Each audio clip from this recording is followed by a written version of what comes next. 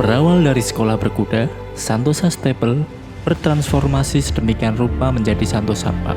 Di kala pandemi yang dimana sebagian pengusaha terpuruk dan kesulitan bertahan dari krisis pandemi COVID-19 ini, Santosa Stable justru memperluas ekspansi dengan didirikannya Santosa Park sebagai destinasi wisata. Siapakah beliau? Orang di balik Santosa Stable dan Santosa Park? Apa yang membuat beliau yakin tempat wisata bisa bertahan di saat pandemi? Selamat datang di channel Santosa Park.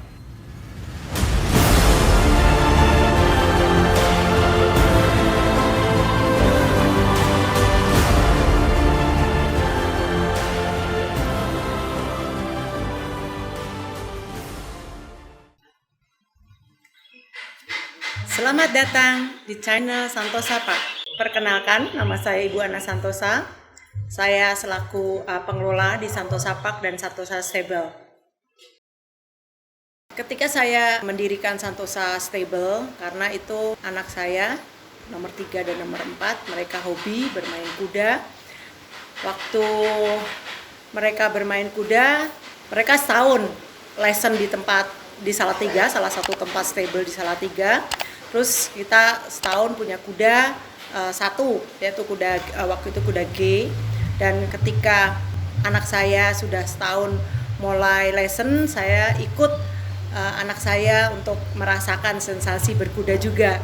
Dan ketika saya menikmati untuk lesson berkuda, menunggang kuda yang benar, di mana saya juga merasakan sesuatu yang berbeda.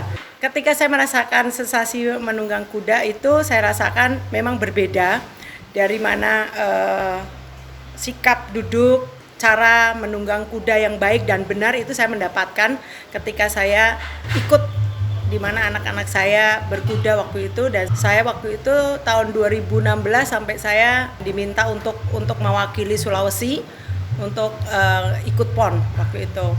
Dan di mana saya dan anak-anak saya berlatih, saya melihat anak saya juga punya bakat dengan menunggang kuda yang baik dan benar.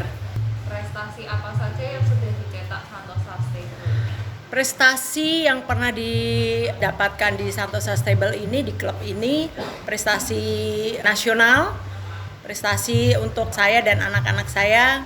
Waktu itu ada beberapa murid juga mendapatkan prestasi nasional.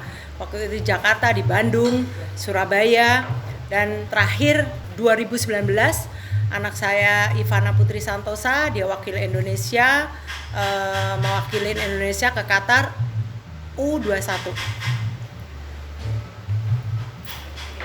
Lalu setelah Santosa Stable, apa alasan mendirikan Santosa Park?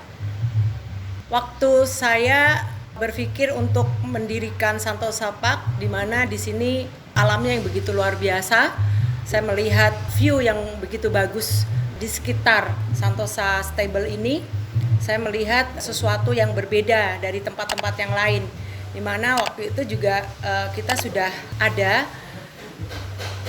Santosa Stable dan desa wisata. Tapi waktu itu belum berpikir untuk mengembangkan wisatanya. Dan ketika pandemi ini, ketika anak-anak saya untuk mencoba istirahat dari perlombaan-perlombaan, dari kegiatan berkuda di masa pandemi ini, kita fokus untuk mengembangkan wisata di Santosa Stable. Setelah kita melewati pandemi ini kira-kira 1 tahun lebih, kita melihat bahwa Menteri Pariwisata mencanangkan untuk sport and tourism, di mana pas di tempat kita di Santosa Stable ini ya olahraga ya wisata seperti itu. Jadi kita mengembangkan Santosa Stable ini untuk wisatanya juga.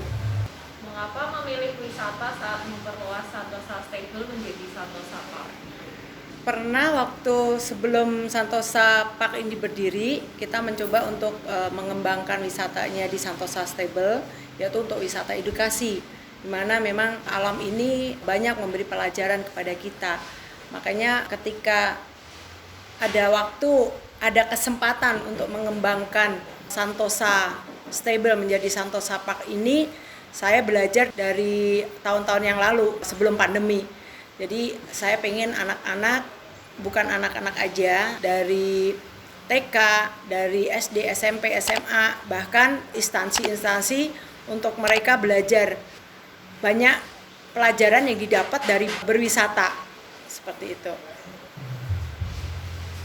Lalu apa visi misi Santosa Park? Visi misi Santosa Park, one stop vacation. Artinya, untuk berwisata tidak ada matinya. Keterlibatan pemerintah Kendal sangat baik untuk Santosa Park ini karena kita juga harus merangkul masyarakat-masyarakat yang di sekitar Santosa Park dan Santosa Stable, UKM-nya, perekonomiannya. Jadi kita akan bersinergi dengan pemerintah Kabupaten Kendal, dan pemerintah Kabupaten Kendal sangat support banget untuk Santosa Park ini dan Santosa Stable. Apa pesan untuk anak muda yang memulai usaha di saat pandemi ini? Pesan untuk anak-anak muda, ketika kita melewati masa pandemi ini, jangan pernah menyerah. Ketika mau melakukan usaha apapun, tetap melangkah, lakukan yang terbaik. Pasti banyak peluang-peluang yang mungkin orang tidak terpikirkan, kalian bisa mendapatkan itu semuanya. Terima kasih sudah menonton video ini.